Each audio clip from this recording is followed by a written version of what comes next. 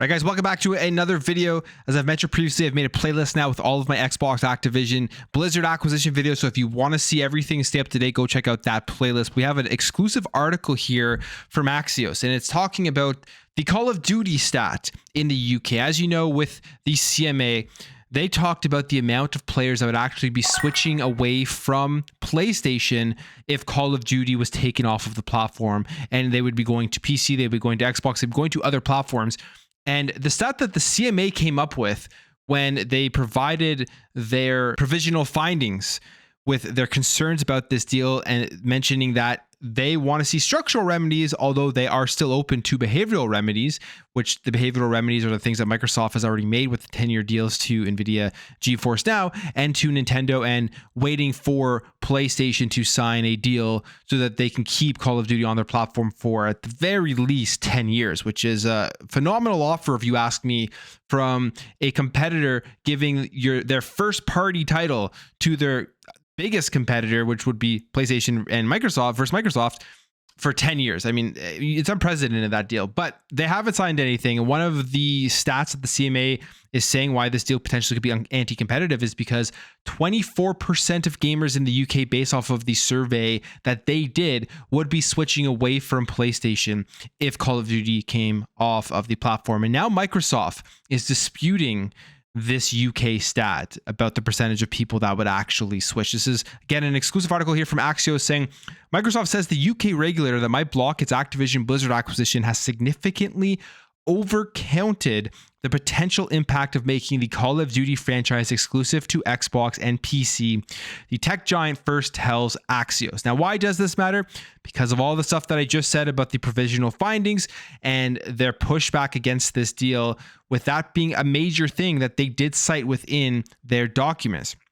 And they say here, a YouGov survey commissioned by Microsoft in January found that just 3% of all PlayStation users would switch to buying an Xbox if Microsoft pulled Call of Duty from PlayStation. A far less significant percentage compared to 24%, because at the end of the day, no matter what happens, people are going to be switching over to Xbox if this deal does go through.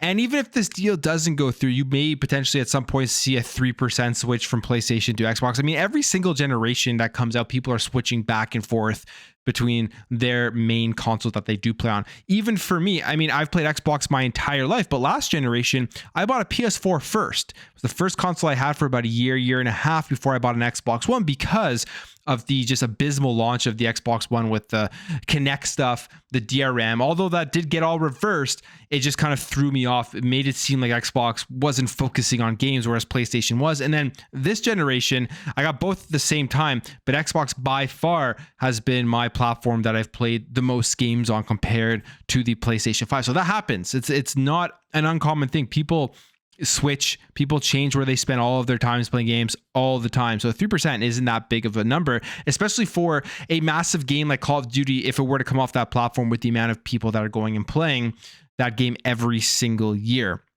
So it goes on here and says, the CMA's own survey conducted by DJS Research in December estimates that 15% of avid Call of Duty PlayStation players playing at least 10 hours or spending at least $100 on the series in the past would switch to Xbox. So that's another survey. They're saying 15% of specifically avid Call of Duty players.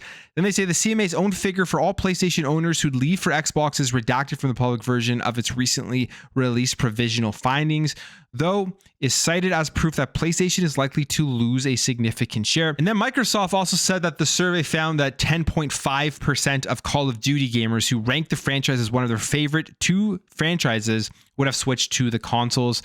And that's the difference between that is 10.5% specifically of that narrow amount of people who rank Call of Duty up there as one of their favorite games, versus 3% of the entire PlayStation player base would be switching over. So that's why there's that difference there between the 3% up there and 10.5% down there. And it says here, be smart. Microsoft has repeatedly denied it would take Call of Duty away from PlayStation or offer it in an inferior state, but the CMA says evidence, including a survey, shows Microsoft is incentivized to do so. The CMA's theories that Microsoft would weigh lost sales of the game on PlayStation against gains in Xbox sales, subscription sales, and other business metrics, then take Call of Duty exclusive. Now, the theory there, I don't agree with whatsoever. I think it's a theory from a regulatory body that doesn't follow the gaming industry, doesn't understand the gaming industry, and the conclusion that they would rather take a game off of the PlayStation platform that is massive, where there are tons of people playing all the time, and try to make that up in their own subscription and Xbox sales. To me, just from a business perspective, I don't think makes any sense, because you leave it on PlayStation, which they are going to be doing.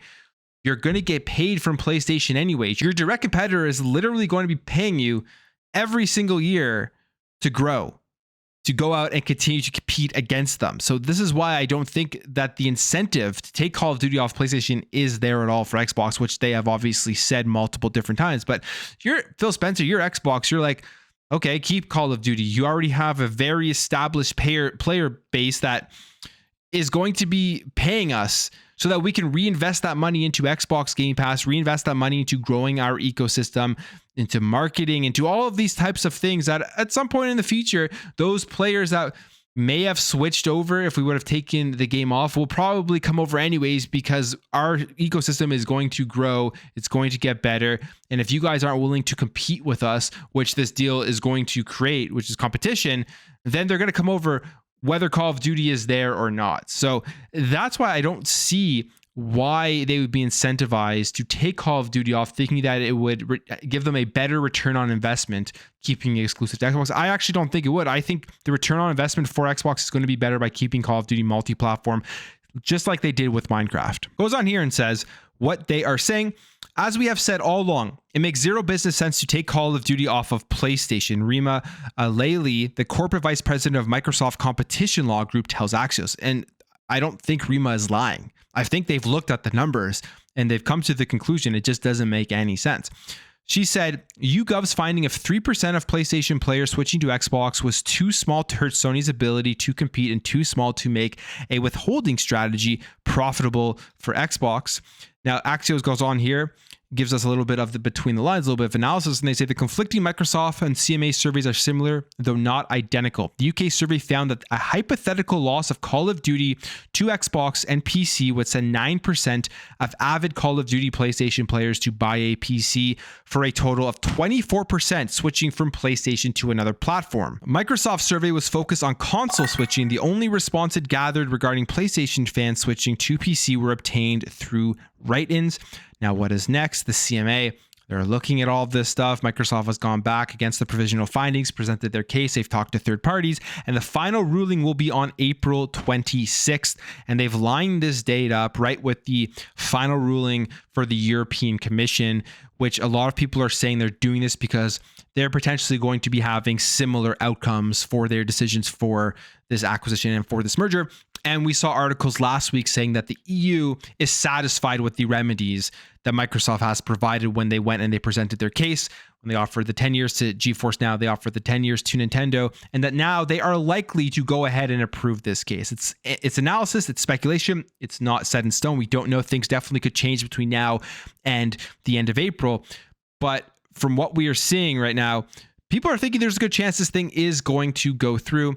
And this stat here, this is going to be interesting if Microsoft went in when they talked to the CMA, presented it and showed their findings, how the regulators took it, or if they thought that this was their survey was more correct than what Xbox Microsoft's survey was. But we won't know until we get those final rulings and see if they change their mind on what they want to do. But I'm going to leave that video there, guys. Let me know what you think about these numbers.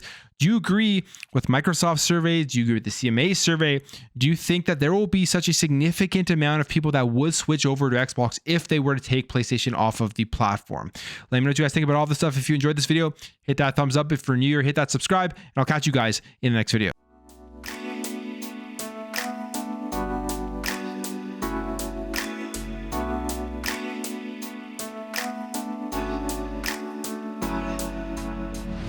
Bye.